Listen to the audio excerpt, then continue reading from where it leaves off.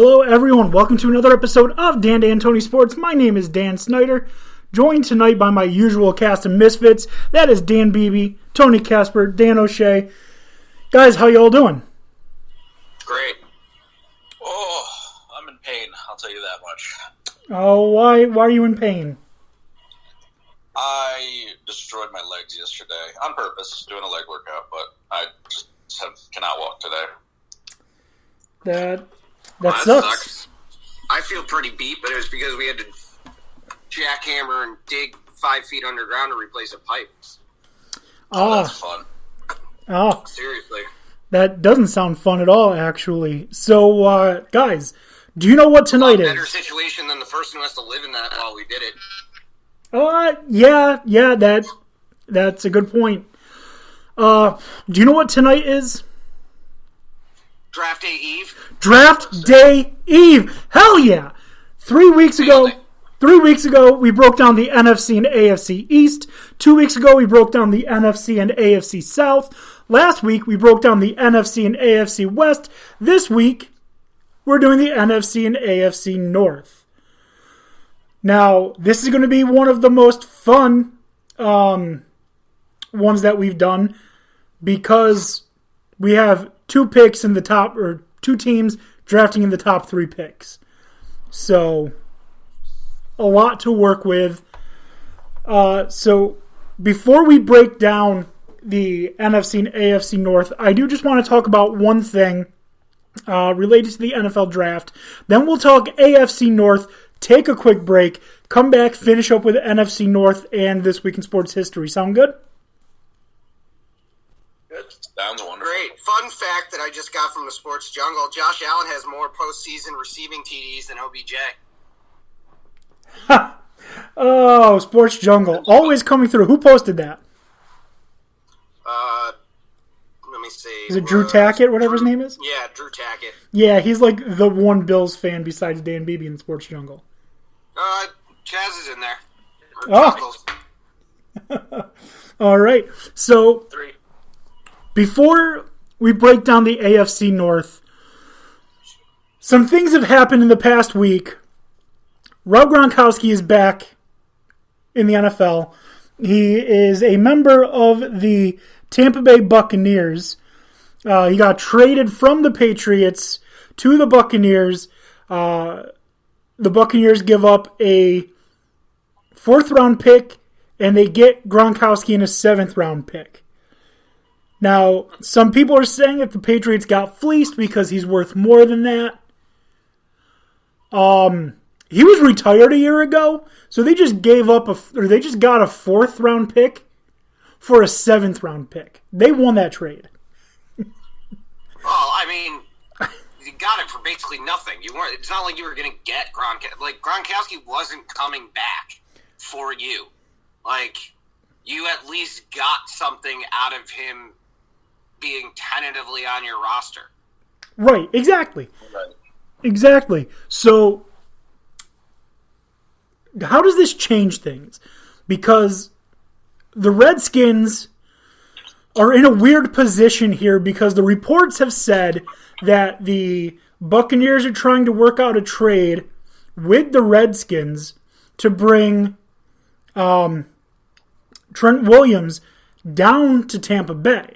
And the report is that they're trying to work with the Redskins on a trade for O.J. Howard, which makes a lot of sense. They don't need that tight end anymore, and for whatever reason, they're going to choose Cam Brate over O.J. Howard. I don't know why. Well, I could give you one major reason: reliability. Cameron Brate's at least always available. Right. O.J. Howard, how many games has he missed in his career? I mean, less than Gronk has. Yeah, okay, but O.J. Howard's also not as productive as Gronk, and you don't know that you're going to have him the entire year. Plus, if you can try and get Trent Richardson out of the deal, given the fact that he clearly isn't f***ing happy in Washington and wants out, and he probably sees the writing on the wall that the team is going to further be built around Chase Young. Right. So my question is, does it make sense for the Redskins to go after O.J. Howard, or should they seek Jameis Winston in a trade? Do they trust Dwayne Haskins? We've seen Jameis Winston be productive.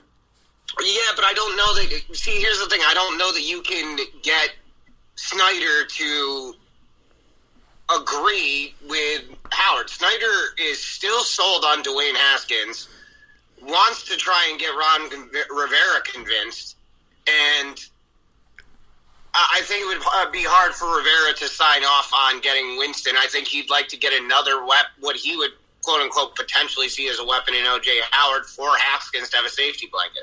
That's true. One thing that I don't know if you're taking into account here, the Redskins play in Maryland, and Maryland has a ton of crabs, so that's probably enough motivation to get Jameis Winston to the Redskins.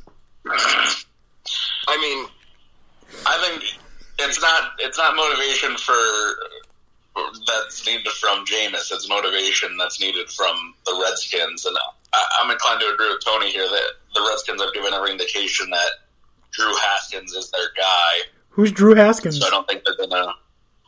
Sorry. Who's Drew Haskins? Dwayne Haskins is their guy. Twin brother. So you all knew what he meant, you dicks. So I don't see them bringing in Jameis, who will probably outperform him and hurt his confidence as a young guy. They think of him as a project and want him to improve this year, and usually related to that is making sure that your young quarterback knows that you have confidence in him to make mistakes and to not have someone breathing down his neck just yet.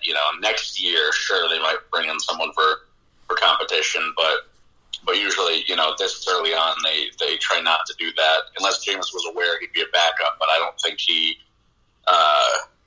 wants to be a backup right now, and I don't think he has to be a backup right now, given the dearth of solid QBs that throw a lot of touchdowns, even if they throw a lot of interceptions with them. Right? He doesn't even want to be a starter.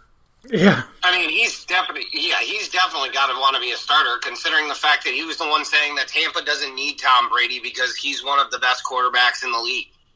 This came from the man. He's like the fucking Patrick Reed of the NFL. Remember when Patrick Reed said he was the top 10 golfer in the world? Yeah. Dude, there's world rankings, and you are 12th. You can't say that you personally feel that you're one of the top 10. You're not. There's a ranking in the world for that. Right. Just Now, to be replaced by a 45-year-old. what was that, Dan Beatty? Yeah, well, a 45-year-old with 6 rings. Right. That's what Winston said. By the end of their prime. So, I mean, that being said, the Gronkowski deal definitely gives Tampa a terrifying-looking offense, but I'm not going to be about to be sold on it either until I can be proven that the Buccaneers can keep Tom Brady upright. Or that Tom Brady can hit the receivers. He had a... Oh, Tom Brady can... I mean, the problem is you're giving him 2 weapons that are massive. I mean, Evans and Godwin made the Pro Bowl both. And even if Gronk's hurt, he's going to draw a lot of attention off both of them. So, right. You give him a running back, it's a problem. But again, a lot of it depends on that O-line. And Brady is, even at 45, still one of the fastest to get the ball out. Right. Now, let me ask you about a couple of potential other trades involving O.J. Howard. The Cowboys obviously need a starting tight end. For whatever reason, Evan Ingram isn't too happy with the Giants. I've heard rumors that the 49ers are interested in Evan Ingram. Could we see O.J. Howard be Evan Ingram's replacement? Should he be traded on draft day? I feel like he's a decent fit for the Giants. I mean, he's better than nothing. Could have Blake Jarwin. You're right, but I don't know how upset Evan Ingram but he's not going anywhere. He's going to have to deal with it. Yeah, well, we'll see. Unless it means like the Giants can somehow vault into a higher draft position, I just don't see them doing it. Well, it would just give them a second first-round pick. Yeah, I mean, that's a possibility, but what's the point of having O.J. Howard? That's like having another version of Evan Ingram, just less talented. Right. So unless you think you're going to grab a tight end specifically with that pick, which could be available, you could have Cole Kmet, could have one of the two Hunters, one of the two Bryants. I mean, if they're going to get Tampa Bay's 14th, I don't think a tight end will have been taken at that point. No, probably not. But it definitely opens the door for possibilities. I mean, honestly, it looks like the Buccaneers and Redskins have been working together to try and get a trade for, what's his name? Trent Williams. Yeah. Yeah, so it looks like that's probably going to happen anyways.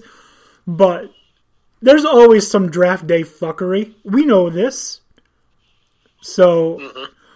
And I mean, this one is going to be one of the craziest we've seen in a while because, as Chuckles put it to me the other day, this is like every GM is going to know what it's like to draft a fantasy football team.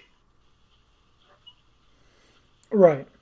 Because they're all going to be doing it from their computers at home. Yep. I mean, it's going to be fun. Calling around, trying to make those last-minute trades. It's going to be madness. Isn't Goodell going to announce every pick from his basement or something? Yeah. Yeah, it's the first time in his, I think in Goodell's career as commissioner, he's not going to get booed. Oh, he'll still get booed. He just won't hear it. Hear live. Yeah, he just won't be able to hear them. Yep. My friend Jay went to the draft one year, tried to hand him $1 and ask for his autograph, and he wouldn't do it.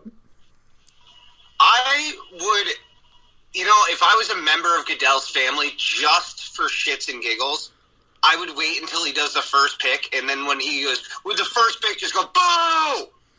Yeah, that would be hilarious. I'm sorry, Dad. I'm trying to help you make it feel like work. Yeah, but anyways, some other rumors that we're hearing, or at least that I've been hearing, Dolphins are trying to acquire a first-round pick so they can get a quarterback and an offensive lineman. I don't know how much I believe that.